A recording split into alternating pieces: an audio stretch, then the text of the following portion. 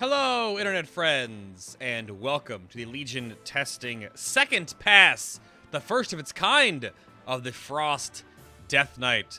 Now, as we get through the second pass videos, and if the first one you're watching is this one, we're gonna gotta go a little quickly at first, and then we'll go through the artifact, and then talent changes to keep these really micro videos really well to digest and get through, and they're not like 50 minutes long like Demon Hunters have been.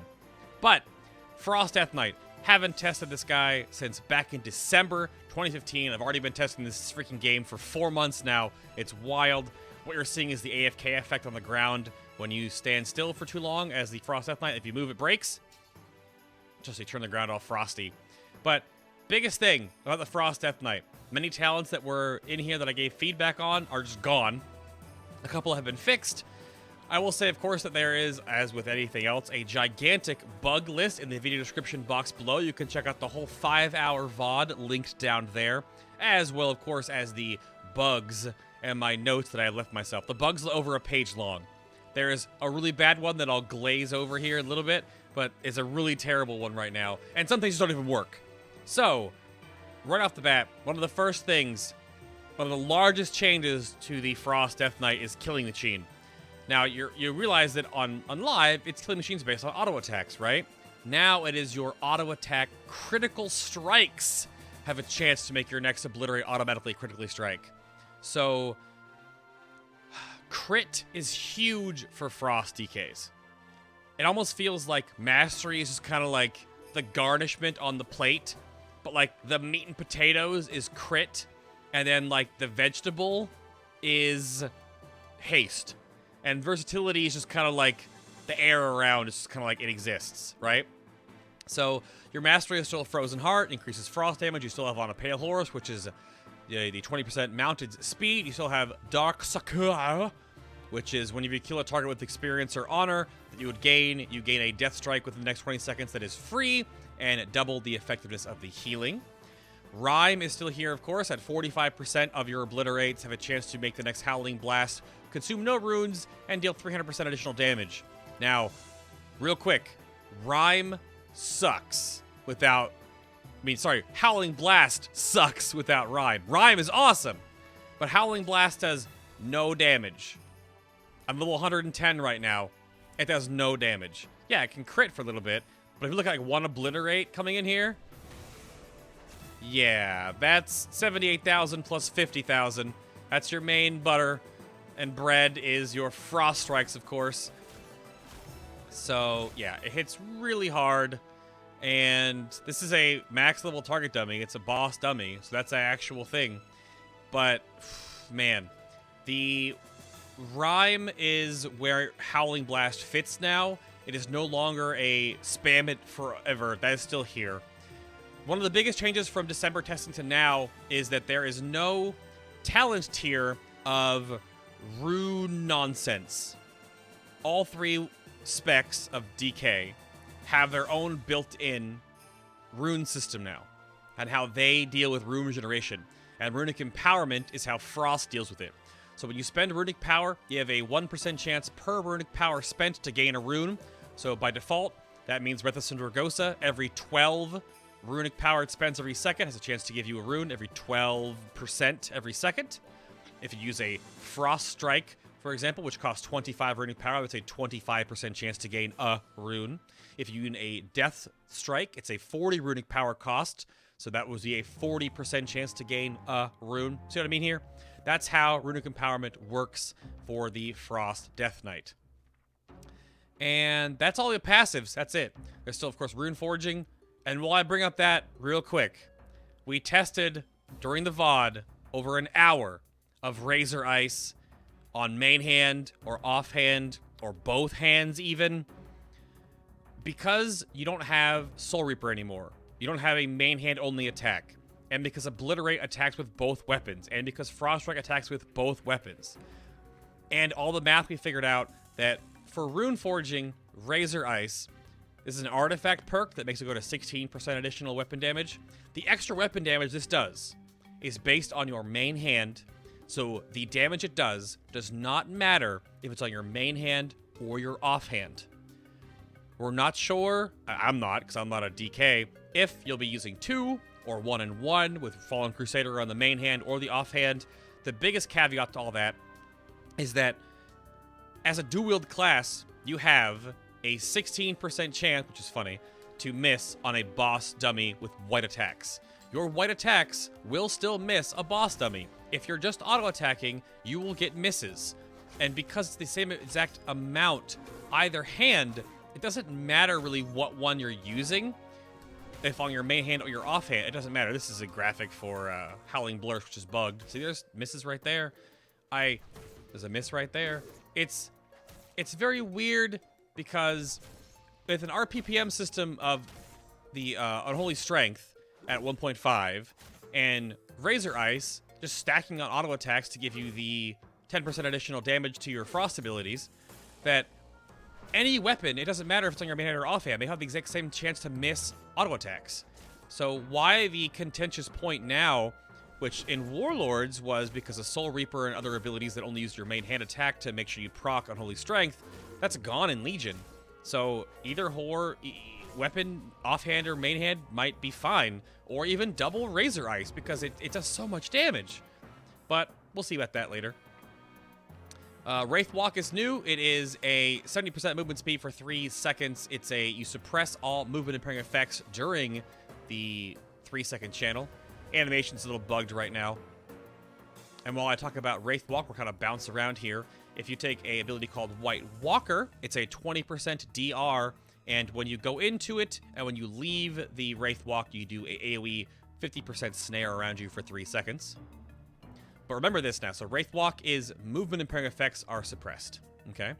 Your other major cooldowns are Pillar of Frost is a 1-minute cooldown, and you have 20% extra strength, and you're immune to movement impairing effects that are knockbacks, like Typhoon and Thunderstorm, stuff like that, but it would knock you back. 20 seconds lasts for, it's basically a 40-second effective cooldown. So Wraith Walk stops movement suppressing effects, Pillar of Frost stop knockbacks, and Icebound Fortitude is still very much here, where you gain the DR for 8 seconds, but you are immune to stuns. So that's the 3, like, interchangeable cooldowns that make the Death Knight really this unstoppable plate wall of nonsense. And of course you still have Anti-Magic Shell as well, which is a huge absorb amount of magic damage. Right now you're also seeing the Anti-Magic Shell with Volatile Shielding, which is your Anti-Magic Shell turns your enemy's pathetic magic against them. Haha. You absorb 35% more damage, but generate no runic power. When it expires, 25% of all damage absorbed is dealt as arcane damage divided among nearby enemies, so it meteors, right? So that's... You have 4 cooldowns that directly deal with something. You have your DR cooldown, or immune to stuns. You have your anti-magic soaking, which with volatile shielding does not give you runic power. I was told that the runic power soaking shenanigans in Legion are going to be kind of gone, where if you eat your entire AMS, you only get 30 runic power. Right now on Warlords, I was told you get 60, so they don't want you doing the whole AMS soaking. It's supposed to be a little bit of extra goodness to get a soak on and not die to magic damage, but... And Wraith Walk again, and Pillar of Frost. Path of Frost is still here, Raise Ally is still here, Mind Freeze is still here, Death Grip is still here. Empower Rune Weapon is 3 minutes now, not 5. All runes activated immediately and 25 runic power. I told you Frost Strike again is 25 runic power base. Howling Blast is 1 rune, and it applies Frost Fever. The only thing that actually applies Frost Fever for you, because Chains of Ice does not apply it anymore. However, it is a 70% snare now, no longer a 60. For 8 seconds, still have Control Undead, which is flavor. They gave back all of the hybrid classes that have a tank spec, the Taunt. You have Deathgate. I was told that after you do the quest in Legion, this becomes a portal to only the new Acarus, not the old one, for whatever it's worth. And I asked you Deathstrike before, that it's a 40 runic power cost for your own little healing. And then Obliterate is both weapons, dealing a total of a lot of physical damage for 2 runes. Remember, 1 rune is 10 runic power generated, so 2 runes would be 20. Your new thing is Remorseless Winter, which has a lot of interesting perks with it. They removed the Remorseless Winter that just does random, like the slow, and then make the stun. That's gone. Now Remorseless Winter is part of the rotation to do additional AoE, constant damage, as well as have a couple of different artifact perks that synergize with it as well. That's kind of some spell effects showing off here. There's your... oh, goodness. There's your Deathstrike. Rawr. There's this. There's that again. So, just showing you the animations here real quick in the middle of the video. Yeah. It looks very frosty, and there are some spell effects that'll fire off here that you'll see that I'll explain in a moment that make the Frost Death Knight feel very frosty. I mean, it's supposed to, right? So, those are the new spell effects, of course. I am playing on a male orc. Alright, other towns we haven't gone over yet. You know what Breath of Sindragosa does? Glacial Advance is kind of weird. 1 rune with a cooldown reduced by your haste. And what this does is it sends a line skill shot. I say skill shot because it actually goes to where your character looks. So it'll go that way. And what this does is it shoots out, I want to say it's 8 little pillars of frost damage that when they contact a target, they do frost damage. So they only hit things 1 time if they have like a regular 5-yard hitbox, but if it has like a large hitbox like a Manaroth or something like that, it could hit multiple times. If you use this against a wall, it doesn't spawn all the way, it just kind of goes like, blah. But if you actually have it hit, it only hit once now. Earlier on in December, it would hit over and over and over and over and over and over and over again. They fixed that. That's gone. So now it only hit 1 time. Additionally, down here with your level 100 talents, we're starting with the bottom because these are just kind of like superfluous to how your rotation changes up top.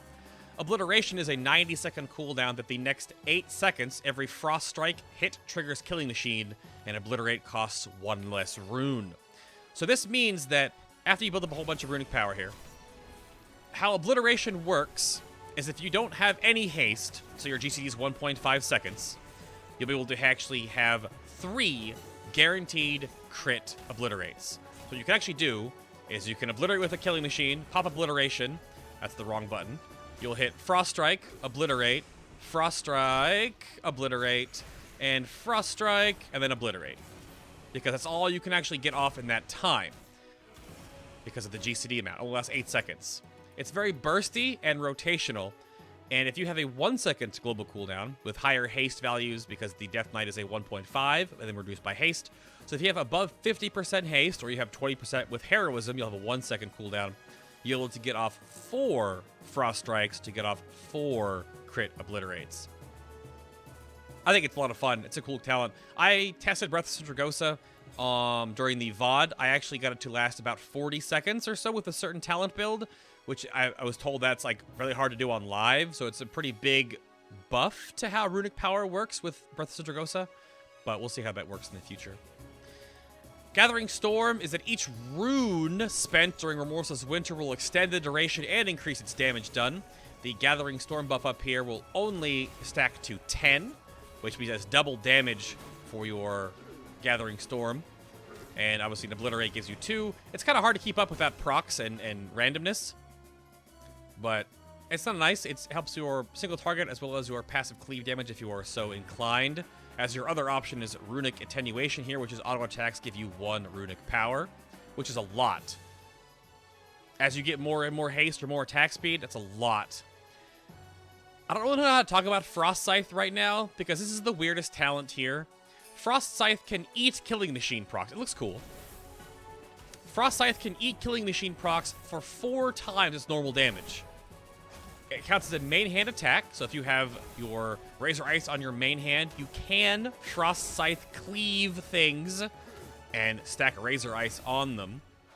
It also can be used without a target, and without a target, it will generate runic power without having to actually be hitting something, which is a pretty big deal. I don't know if it's kind of gameable, because nothing else you can do generates runic power with no target.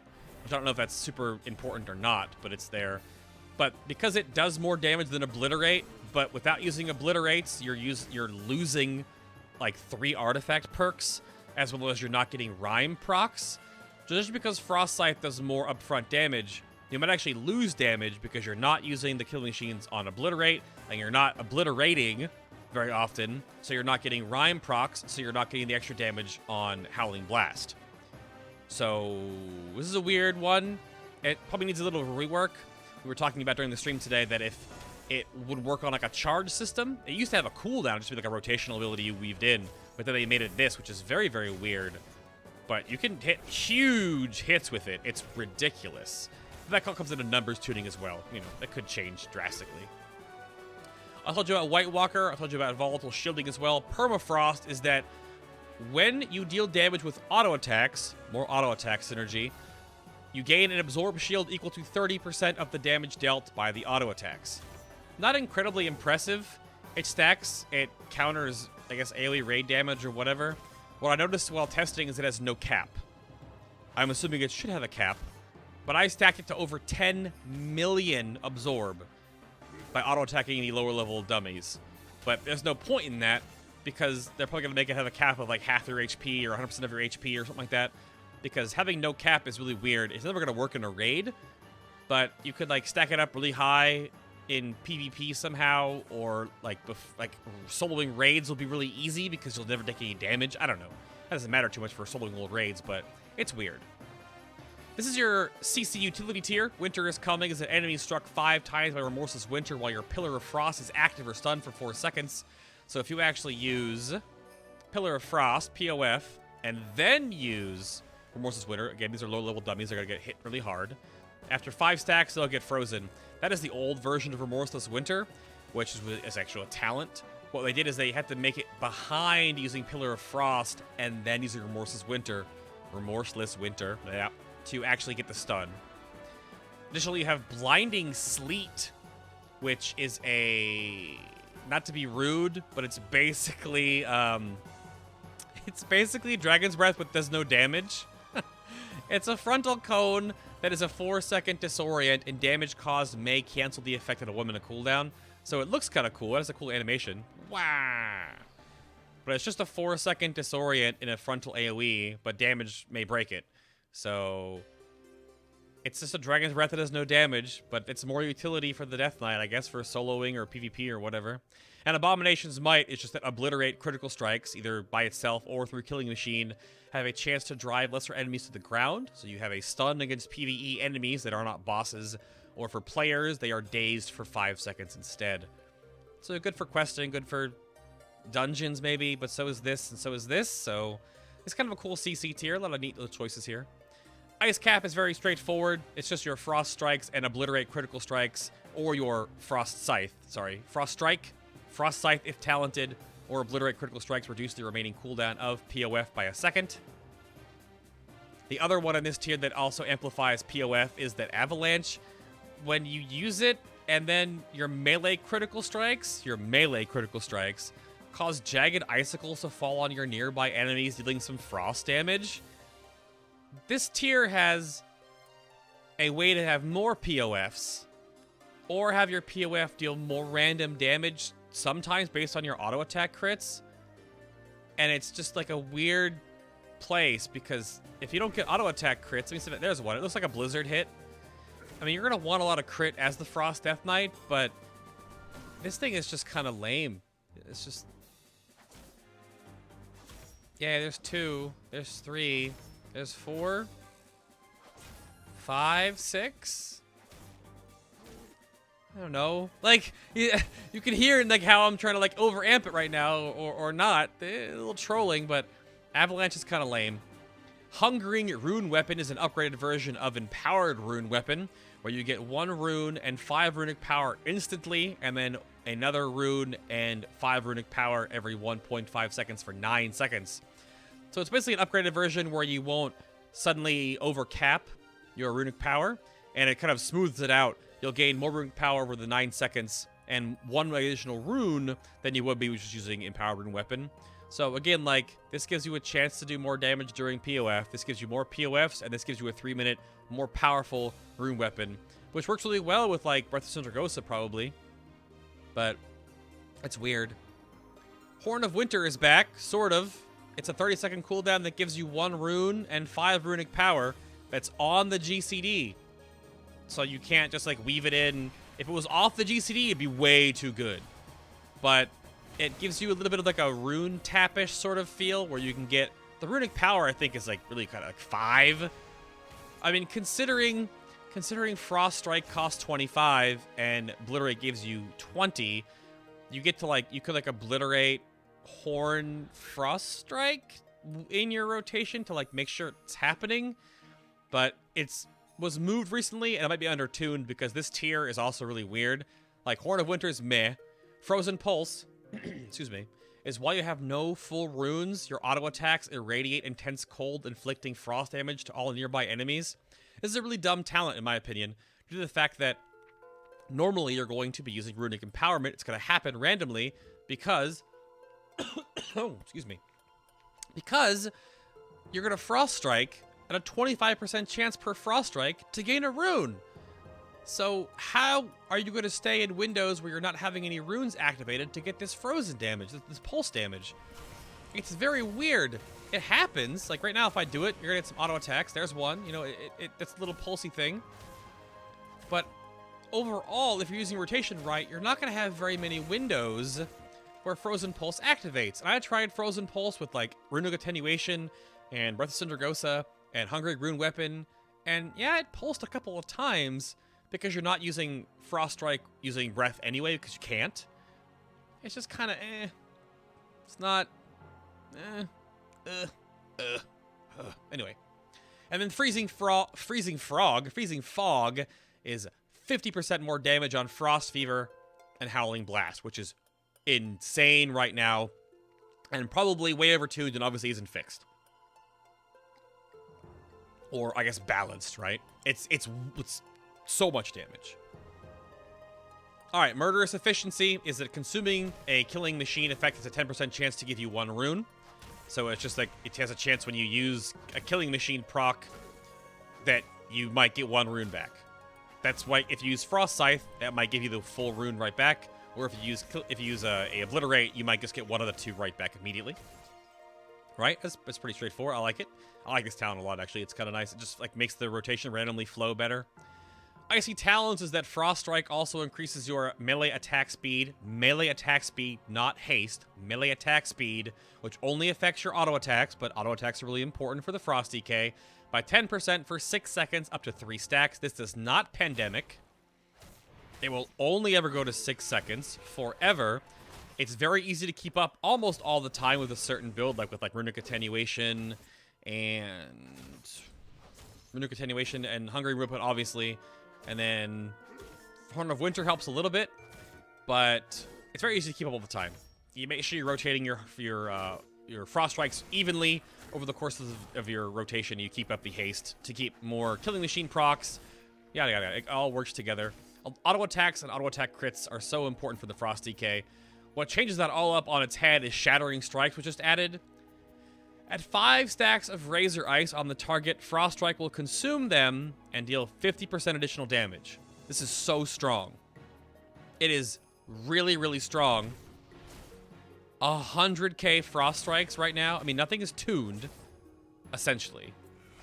But that's why I was talking earlier about, like, double Razor Ice might not be, like, terrible.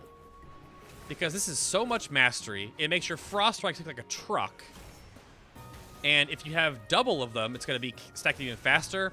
This is also why the comment was, it doesn't matter if you put Razor Ice on your main hand or your offhand, because Obliterate attacks with both weapons, so does Frost Strike. So Obliterating gives you 1 stack, and Frost Strike even gives you 1 stack back. But this is a crazy talent. It's very, very single target focused without having like the attack speed build, and it has no RNG like Murderous Efficiency.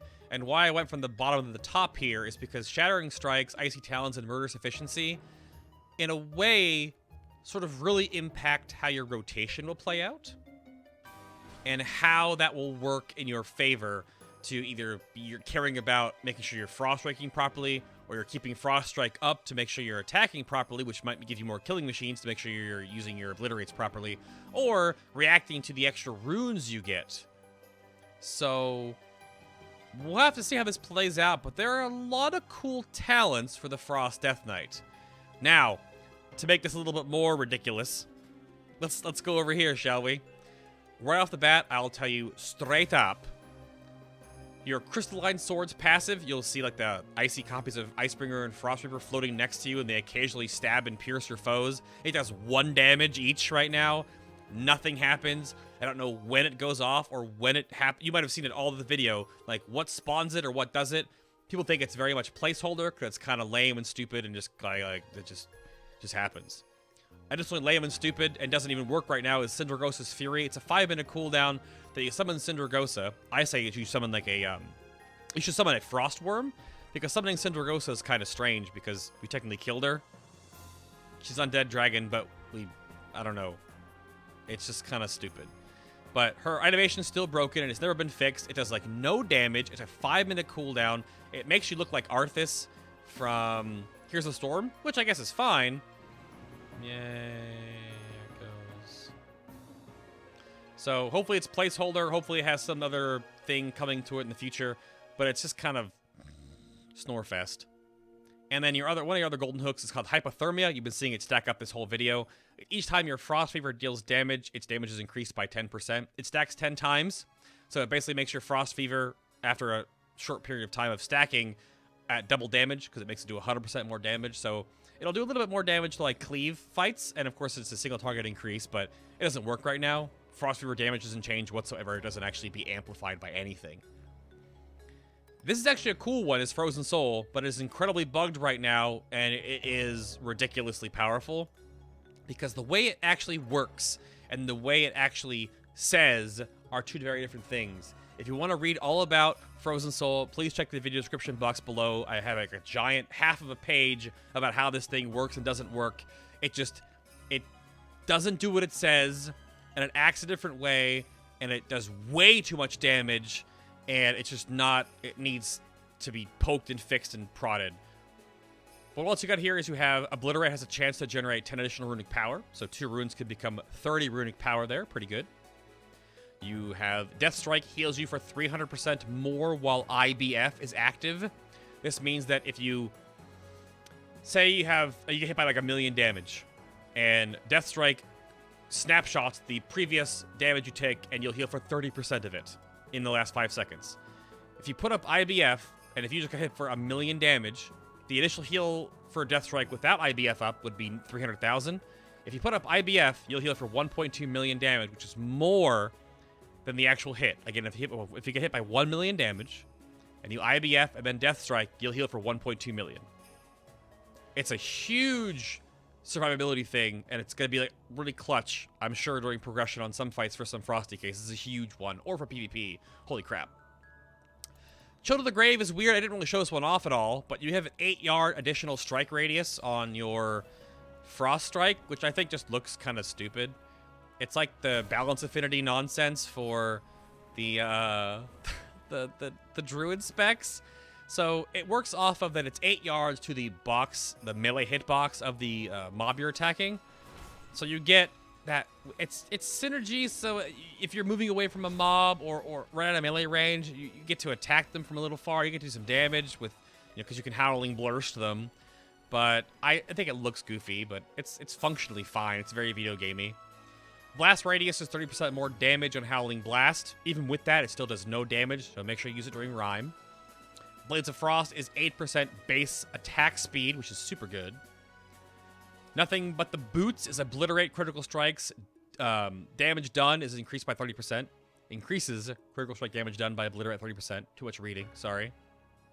The Frozen Core is Pillar of Frost is active. Enemies that strike you become ensnared in chains of ice. So strike, I was told, is only melee. So if you put up Pillar of Frost rather, POF, if you get attacked in melee range, you'll automatically put chains of ice on them. So it'll work on hunters, I think, too, because it's a melee strike, I think. But it'll work on all melee as well. Very, very PvP, very questing oriented. Frozen Skin is a 10% reduction in all damage taken. A lot of classes have these abilities. The Dead of Winter is just 15% more damage on Remorseless Winter. Cold as Ice increases all frost damage you deal by 10%. This is basically a free, for 3 points, mastery buff. Which is also why when I said earlier in the video that your mastery is kind of like just there. It's like sprinklings on a cupcake. It's just kind of like extra stuff. Whereas haste and crit are so powerful for the Frost DK. Because even if you have like 20 or 30% mastery in your endgame gear, you've got 10% more right here. So you've actually got 40% essentially. So it kind of means that you don't need as much mastery. But it depends on if like Shattering Strikes is woo. Anti-Magic Shell also removes all harmful magic effects when activated from Mirror Wall. It's fine. We've got your increased offhand weapon damage dealt by Froststrike and Obliterate by 30%. This effectively means that your offhands, which do 50% damage, as you can look at your attack damage plateau right here, it's half the damage of your main hand. That's just how offhand dual wielding works. This means that it essentially only gets nerfed by 20%, sort of. So it just makes your Obliterates and your Froststrikes harder. They hit harder when you're dual wielding. Which again goes back to this weird nonsense with Frost Scythe. If you're not obliterating, you're not gaining all these obliterate bonuses. You're not getting the extra damage here. You're not getting the extra damage here. So it's weird. And your last one is Bad to the Bone, which increases the effectiveness of your Razor Ice Rune Forge by 100%. Now this is what I brought up originally with the 16%. And it was 4% on live. It's 8% base in Legion. If I take the weapon off, you see. But 8%. 16%.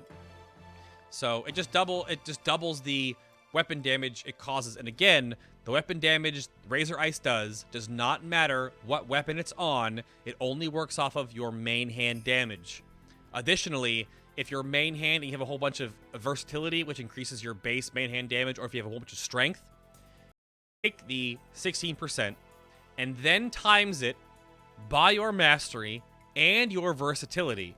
It almost double dips versatility. It's wild, but it almost removes the 50% offhand white swing penalty. It's so strong.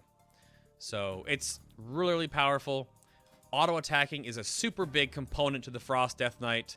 So haste and crit are really potent, especially Crystal Strike, again, because of Killing Machine. Killing Machine is a really big deal, and so is just crit in general. But there's like an auto-attacky build. There is this Shattering Strikes. There is some just, I don't know about Avalanche. But overall, besides Avalanche being, everything else is pretty good for the, and Frost Scythe being, everything else is pretty good for the Frost DK. I think they've made a ton of improvements from where it was in December. Sorry if I went over this really fast, but there's a lot of things to cover for these second pass videos to catch you all up, but it looks pretty good. I like Obliteration a lot. If I could keep up Breath of Sindragosa for over 30 to 40 seconds, then anyone can do it, apparently. But we'll see how Frost Scythe evolves over time, and if Avalanche gets fixed a little bit, because that's the only two talents that are, like, kind of weird, but everything else is... And Frozen Pulse, sorry. I left out Frozen Pulse. Ugh. Thank you so much for watching. Hit that like button, helps me out a great deal. Subscribe to see more of these in the future. Check out my channel guide on my Twitch page for all the coverage I have done. Maybe check out my Patreon page and toss me a couple of bucks to keep me doing what I'm doing. Woo! I'll see you all in the next Legion second pass testing video wrap-up thing. Bye, everybody.